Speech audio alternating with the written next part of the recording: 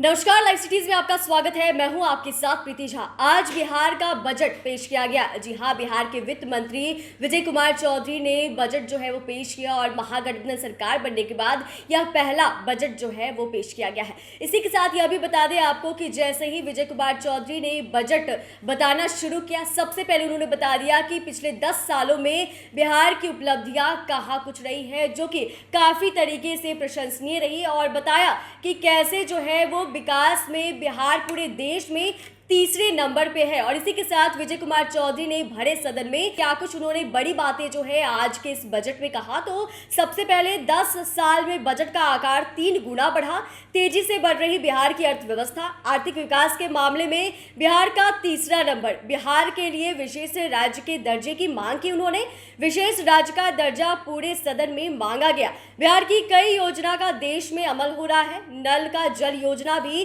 कई राज्य में लागू किया गया, प्राथमिक स्कूलों में नामांकन तेजी से हो रहा है, और वहीं बिहार की योजनाओं का हो रहा है अनुकरण। हर घर बिजली योजना का अनुकरण हुआ और 2016 की हमारी योजना को केंद्र ने अब लागू किया है। तो देखिए, इस तरीके से वित्त मंत्री विजय कुमार चौधरी ने बड़ी बड़ी बातें बजट को लेकर कही, और कहीं ना कहीं इस बजट में जो है वो बिहार किस तरीके से विकास किया, महिलाओं को कितना सशक्त किया और युवाओं के लिए क्या कुछ रोजगार लाया है, वो बातें भी वित्त मंत्री विजय कुमार चौधरी ने कही है। बिहार के युवाओं को उन्होंने क्या कुछ दिया, तो इसके बारे में आपको बता दें तो बीएसएससी के लिए उन्होंने 2900 रिक्तियां जो है वो भरने के लिए बात कही। वहीं बीपीएससी की बात करें तो 49,000 पदों पर भर्ती जो है वो ली जाएगी, और वहीं बीटीएससी के लिए 12,000 रिक्तियां जो है वो बची हैं और उस पर अभी बहाली शुरू होने वाली है। और इस तरीके से उन्होंने किस तरीके से बता दिया कि शिक्षकों की जो भर्तियां हैं वह भी एक एक कर हो रही है, और इसके अलावा नौकरी के साथ साथ रोजगार देने की योजना जो है वह भी चलाई जा रही है। और उन्होंने बिहार पुलिस में कुल 75,543 विभिन्न पदों की सृजन करने की बात भी और कही है।